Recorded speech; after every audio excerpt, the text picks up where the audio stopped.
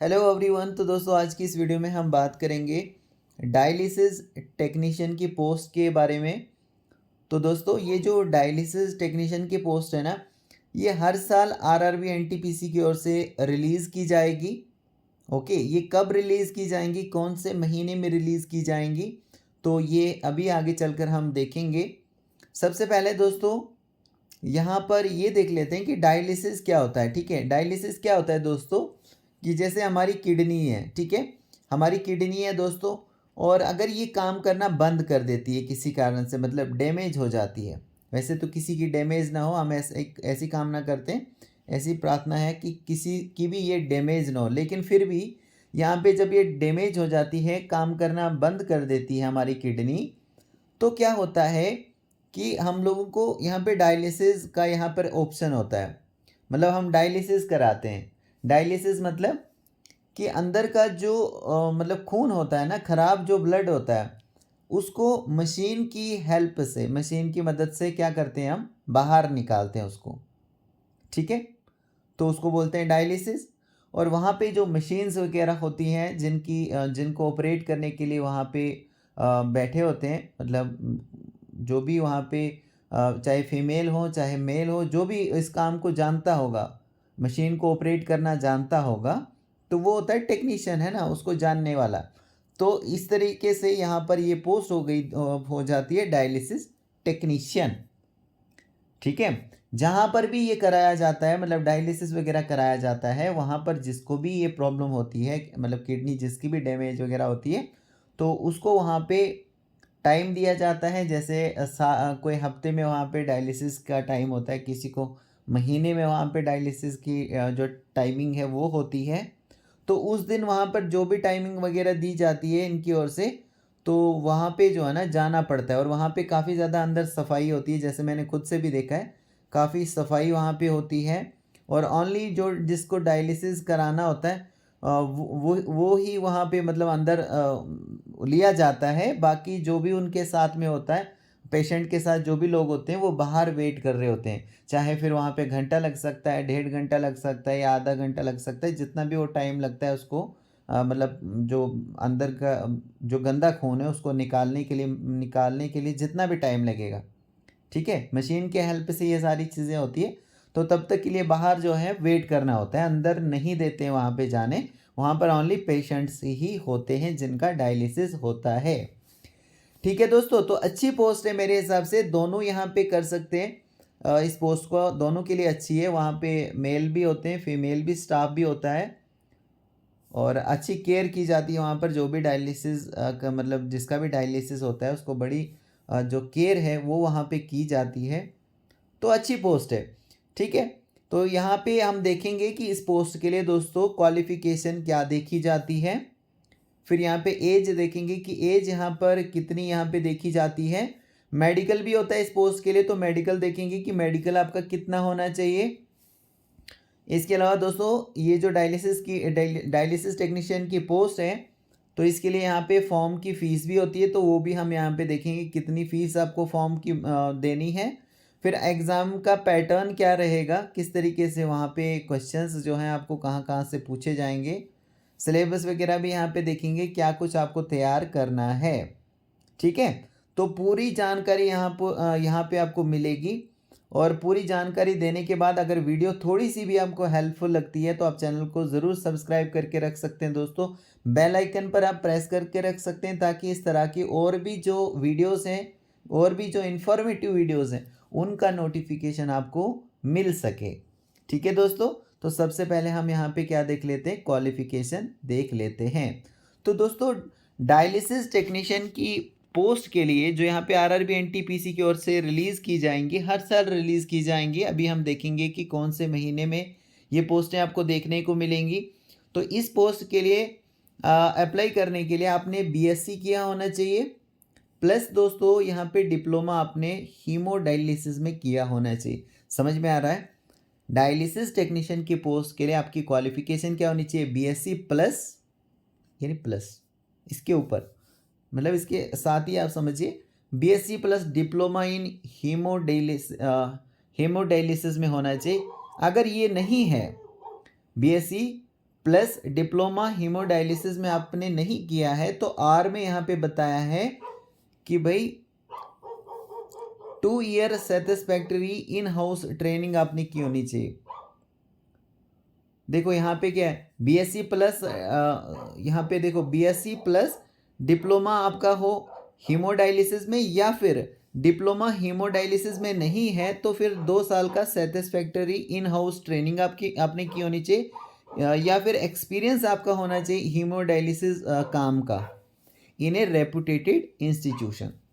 ये आपको प्रूफ जो है अटैच करना है, यानी बीएससी तो होना ही होना चाहिए। उसके बाद अगर आपने डिप्लोमा आपके पास है तो ठीक है, नहीं तो फिर और मैं बताया कि 2 साल का सेटिस्फैक्टरी इन हाउस ट्रेनिंग आपके पास होनी चाहिए। ये सर्टिफिकेट वगैरह आपको अटैच करनी पड़ेगी, प्रूफ वगैरह अटैच करना पड़ेगा यहाँ पे, या फिर दोस्तों 2 साल का आपके पास एक्सपीरियंस हो। समझ में आ रहा है? मैं एक बार फिर से यहाँ पे क्लियर कर लेता हूँ। देखो, एक तो आपके पास बीएससी हो प्लस डिप्लोमा हीमोडायलिसिस में हो।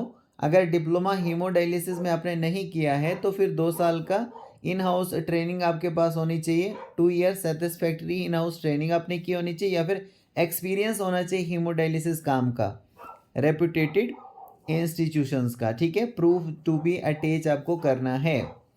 तो ये होगी दोस्तों यहाँ पे क्वालिफिकेशन। अगर फिर भी कोई डाउट होगा तो मुझे आप बता देना। यहाँ पे मैंने बताया था आपको कि, और मैंने शुरू में क्या बताया था आपको यहाँ पे कि बीएससी प्लस डिप्लोमा हीमोडायलिसिस या फिर ये, तो यहाँ पे ऐसा नहीं है। देखो यहाँ पे बीएससी होना चाहिए प्लस डिप्लोमा, या फिर डिप्लोमा नहीं है तो 2 ईयर का सेटिस्फैक्टरी इन हाउस ट्रेनिंग या फिर एक्सपीरियंस होना चाहिए हीमोडायलिसिस काम का इन रेपुटेटेड जो इंस्टीट्यूट होगा वहाँ पर आपको ये होना चाहिए एक्सपीरियंस। ठीक है, तो ये प्रूफ टू बी अटैच आपको करना है। तो बीएससी तो दोनों के लिए मांगा गया है, ओनली यहाँ पे डिप्लोमा या फिर एक्सपीरियंस अलग है, अलग इसमें और बताया है। ठीक है, अब नेक्स्ट हम देख लेते हैं।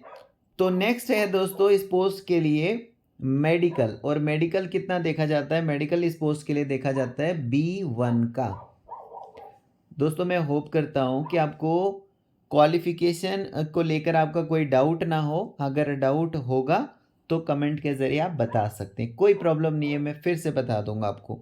ठीक है, अब यहाँ पे मेडिकल देखा जाता है इस पोस्ट के लिए B1 का। तो B1 के मेडिकल में आप देखिए क्या कुछ देखा जाता है। देखो दोस्तों, B1 के मेडिकल में नियर विजन जो है ना, ये 6/9 6/12 होना चाहिए विद या विदाउट ग्लासेस, और जो पावर ऑफ लेंस है, पावर ऑफ लेंसेज जो है ना, ये 4 डायपटर से एक्सीड, मतलब ज़्यादा नहीं एक्सीड होनी चाहिए। और नियर विजन की बात करें, पास की जो नज़र की बात करें, तो SN 0.6 विद या विदाउट ग्लासेस देखी जाती है जब यहाँ पे रीडिंग या फिर क्लोज वर्क की आवश्यकता पड़ती है। और इसके अलावा दोस्तों आपको कलर विजन का यहाँ पे टेस्ट जो है ना, ये ज़रूरी पास करना है इस पोस्ट के लिए। कलर विजन का जो टेस्ट है ये आपको मस्ट पास करना है। जैसे बाइनोक्यूलर विजन हो गया, नाइट विजन हो गया, मेसोपिक विजन हो गया, तो ये आपको टेस्ट जो हैं ये आपको पास करने हैं। आई होप दोस्तों यहाँ पे आपको क्लियर हो रहा होगा। आप अपनी आई साइट का चेकअप वगैरह करा सकते हैं। इसमें जो जो यहाँ पे बताया गया है वो आप वहाँ पे चेकअप वगैरह करा सकते हैं अगर आप इस पोस्ट को लेना चाहते हैं तो ये आता है दोस्तों B1 के मेडिकल में। B1 के मेडिकल में क्या देखा जाता है? ये सब देखा जाता है। इसके बाद दोस्तों हम नेक्स्ट देख लेते हैं। तो नेक्स्ट देखिए दोस्तों यहाँ पे फीस। तो फीस को लेकर मुझे काफ़ी सारे कमेंट्स आते हैं, ख़ास तौर पे फीमेल्स के काफ़ी कमेंट्स मुझे आए हुए हैं। वो अक्सर यहाँ पे फ़ीस को लेकर मुझसे पूछते हैं। तो देखो यहाँ पे जो फीमेल्स हैं, जो ट्रांसजेंडर हैं, जो PWD में आते हैं, जो एक्स सर्विसमैन कैटेगरी में आते हैं, जो SC में आते हैं, जो ST में आते हैं, और जो दोस्तों यहाँ पे माइनॉरिटीज़ या इकोनॉमिकली बैकवर्ड क्लास में आते हैं, इन सब के लिए यहाँ पे 250 रुपये की फ़ीस रखी गई है। ये आपको ऑनलाइन ही 250 रुपये पे करने हैं दोस्तों, और ये फ़ीस आपको वापस मिल जाएगी जैसे आप यहाँ पे कंप्यूटर बेस्ड टेस्ट के लिए अपीयर होंगे। तो मतलब जैसे आप कंप्यूटर बेस्ड टेस्ट देने के लिए जाओगे वैसे ही आपको ये जो 250 रुपये आपने ऑनलाइन मोड से पे किए हैं ये आपको वापस मिल जाएंगे। और इसके अलावा जो बाकी कैटेगरी के कैंडिडेट्स हैं उनको 500 रुपये की फ़ीस पे करनी है। ₹500 की फ़ीस आपको पे करनी है ऑनलाइन मोड से, और आपको ₹500 में ₹100 बैंक के चार्जेस वगैरह यहाँ पे लगेंगे, तो बाकी ₹400 भी आपको भी वापस मिल जाएंगे जब आप यहाँ पे कंप्यूटर बेस्ड एग्ज़ाम देने के लिए जाओगे। तो अगर आप कंप्यूटर बेस्ड का जो एग्ज़ाम रहेगा इनकी ओर से, अगर वो आप देने नहीं जाओगे तो आपको पैसा कैसे वापस मिलेगा दोस्तों?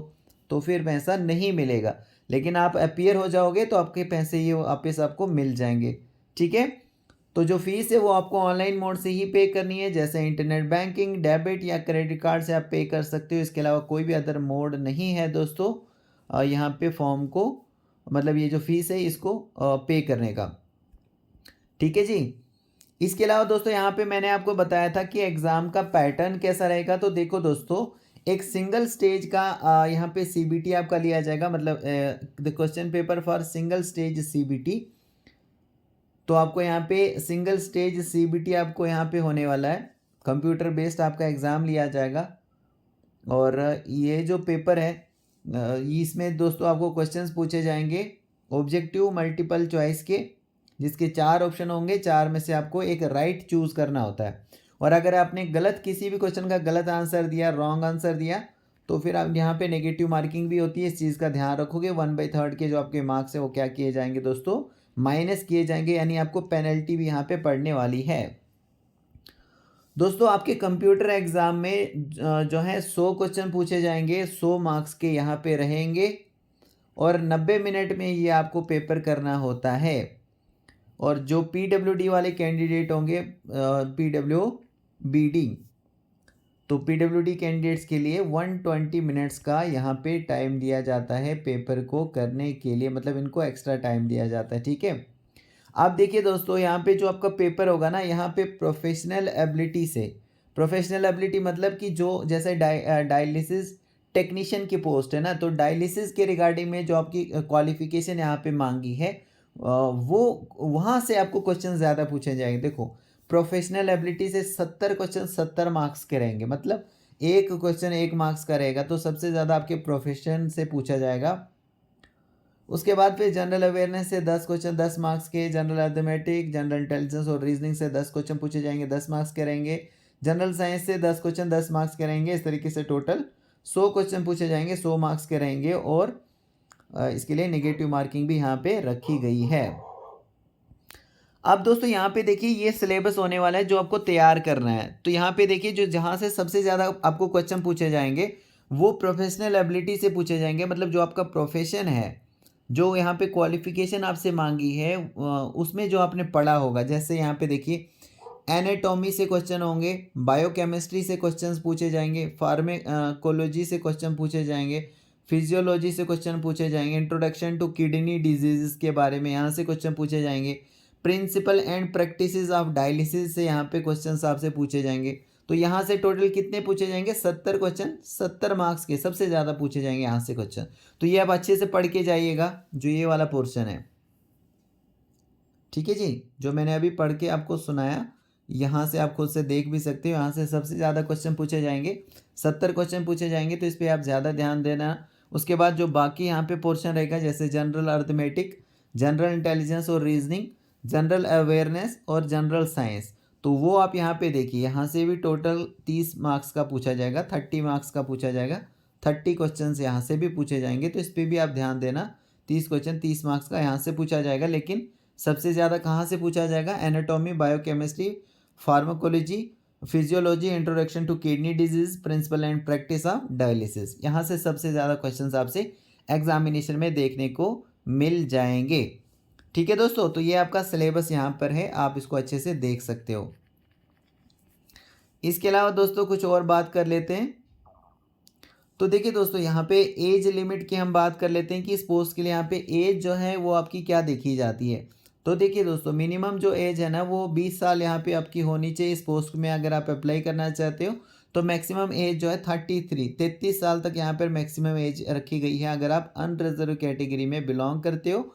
बाकी अगर आपकी कोई कैटेगरी है दोस्तों, तो आपको यहाँ पे रिलैक्सेशन जो है कैटेगरी वाइज देखने को मिल जाएगा।